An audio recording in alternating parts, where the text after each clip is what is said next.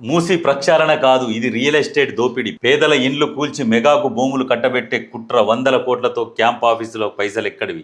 ఇండ్లు ఖాళీ చేయమని నోటీసులు ఇస్తున్నారు. బాధితుల పక్షాన అసెంబ్లీలో ప్రభుత్వాన్ని నిలదీస్తాం మాజీ మంత్రి హరీష్ రావు. మూసి ప్రక్షాళన రియల్ ఎస్టేట్ దోపిడీ అట. నీ కాళేశ్వరం గురించి మాట్లాడు నాయన అంటే మీరేమో కాళేశ్వరం గురించి ఒక్కడు కూడా అసెంబ్లీలో చర్చిద్దామంటారు. మొన్న అసెంబ్లీలో చర్చిద్దాం రా అనగానే అన్ని సాక్ష్యాలతో సహా పేపర్లు తీసుకొని రాగానే ఇక తరిమితో ఎట్లా కుక్కలు వారిపోయినట్టు వారిపోయారు, వదిలిపెట్టేసి మేము వాకౌట్ చేస్తున్నామని. సిగ్గుండాలి. ప్రెస్ మీట్లలోనేమో ఒక మాట మాట్లాడతారు, అసెంబ్లీలో మేము మాట్లాడతాం వాళ్ళ గురించి వీళ్ళ గురించి చర్చిస్తామంటారు. తీర ఆధారాలు తీసుకొని వచ్చేసరికి పారిపోతారు దొంగలు. మీరు అసెంబ్లీలో చర్చిస్తారా? నిజంగా మీకు దమ్ముంటే మీరు చేసే ఆరోపణలు నిజమైతే కేసీఆర్ ఎప్పుడో వచ్చేటోడు అసెంబ్లీకి. కేసీఆర్ ఎందుకు వస్తలేడు? మా దగ్గర దమ్ము లేదు, మా దగ్గర అన్ని అబద్ధాలు ఉన్నాయి, వాళ్ళు సాక్ష్యాలన్నీ సేకరించుకొని విత్ ఆధారాలతో వాళ్ళు మాట్లాడుతున్నారు, మేమేం మాట్లాడలేమని ఆయనకు తెలుసు కాబట్టి ఆయన వస్తలేడు.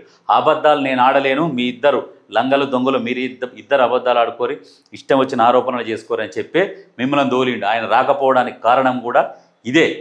ఎన్ని అబద్ధాలు మూసి ప్రక్షాళన చేస్తే ఏంది? రేవంత్ రెడ్డికి మంచి పేరు వస్తుంది, కాంగ్రెస్ ఇంకో 15-20 ఏళ్ళు ముందుకు పోతుంది.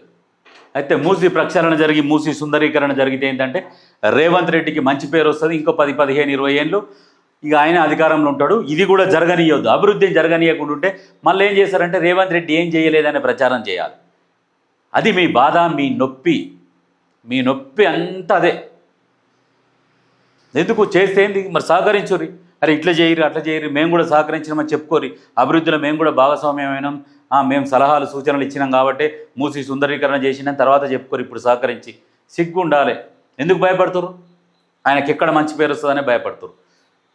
ఇది ఏమన్నా అంటేనేమో పేదల ఇండ్లు ఏడ ఉన్నాయి? ఎవరి పేదల ఇండ్లు అక్కడ ఉన్నాయే, కబ్జాలు చేసిన వాళ్ళే అవి. మీకు తెలుసు ఆ విషయం?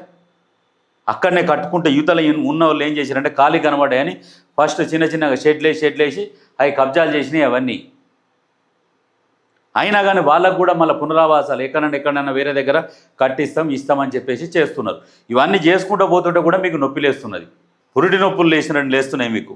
హరీష్ రావు మాటలు నమ్మొద్దు. గాంధీ సరోవర్ కట్టాలనే ఆలోచన ప్రభుత్వానికి లేదు. 30 మీటర్ల బఫర్ జోన్ కోసం ఆదేశాలు, గతంలో కమిషన్లు తీసుకొని పర్మిషన్లు. మధు పార్క్ రిడ్జ్ అపార్ట్మెంట్ వాసులను హరీష్ తప్పుదోవ పట్టిస్తున్నారు ఎంపీ చామల కిరణ్ కుమార్. గాంధీ సరోవర్ కట్టాలనే ఆలోచన ప్రభుత్వానికి లేదు. 30 మీటర్ల బఫర్ జోన్ కోసం ఆదేశాలు. అసలు వాస్తవంగా బఫర్ జోన్ 50 మీటర్ల వరకు, 30 మీటర్ల వరకు బఫర్ జోన్ కోసం ఆదేశాలు, గతంలో కమిషన్ తీసుకొని పర్మిషన్లు. మీరేం చేసిరయ్యా? మరి మీరు ఇక్కడ ఏం చేసి రాష్ట్రాన్ని అయితే ఏ రకంగా దోసుకోవాలని ఆ రకంగా దోసుకున్నారు. నిమ్మకాయని ఎట్లా విండుతారో ఏమి లేకుండా, రసం లేకుండా అట్లా విండుకున్నారు తెలంగాణని. ఇక ఏమీ లేదా. ఏంది అక్కడ? ఎంత ట్రాఫిక్ జాము? ఏమైనా దూరదృష్టి ఉన్నదా? దూరదృష్టి లేదు. ఓన్లీ దోసుకునే దృష్టితోని పరిపాలనలోకి వచ్చి 10 సంవత్సరాలలో తెలంగాణ నాగం చేసిరు. ఎక్కడ చూడు ట్రాఫిక్ జాములు. మీరు ఏం బీకలే. ఆలోచన లేదు, అనుభవం లేదు. ఓ పిచ్చోని చేతిలో రాయి పెడితే ఇష్టం వచ్చినట్టు ఇచ్చిరేసిండు. పరిపాలన అనుభవం ఎక్కడిది మీకు? గతంలో ప్రభుత్వంలో 10 సంవత్సరాలు 15 సంవత్సరాలు పనిచేసిన అనుభవం ఉంటే, ఎవరికన్నా అనుభవం ఉంటే రాష్ట్రాన్ని ఎట్లా పరిపాలించాలి, గతంలో ఎట్లా పరిపాలించారు, ఎట్లా పరిపాలిస్తారు అనేది అనుభవం ఉంటే ఏదైనా బాగుంటుండే. మనకు అనుభవం లేదా, గోషి లేదా. అనుభవం లేనివానికి అధికారం ఇస్తే 10 సంవత్సరాలు మొత్తం ఆగమాగం చేసే. ఇప్పుడు అదే రేవంత్ రెడ్డి 10 సంవత్సరాలు అన్నీ చూసుకుంటూ వచ్చిండు.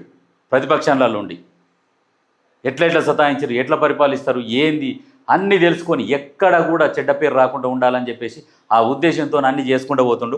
ప్రభుత్వానికి మంచి పేరు రావాలనే ఇప్పుడు ఇవన్నీ చేసుకుంటూ వస్తుంటే మీకు మంటలేస్తుంది. మేము 10 సంవత్సరాలు మేము ఏం పీకలేకపోయినాము, ఈయన 2 ఏళ్ళలోనే అన్నీ చేసి చూపిస్తున్నాడు. మా ఇజ్జత్ ఇంకా మొత్తం పోతుంది, మేము నేలపాలు అయిపోతాము. ఈయన చేసే అభివృద్ధి వల్ల బీఆర్ఎస్ని మొత్తం ప్రజలు మర్చిపోతారనే భయంతో లాగులు దడుస్తున్నాయి. అందుకనే అభివృద్ధిని అడ్డుకుంటున్నారు ఈ దొంగలు, ఈ హరీష్ రావు కావచ్చు, కేటీఆర్ కావచ్చు.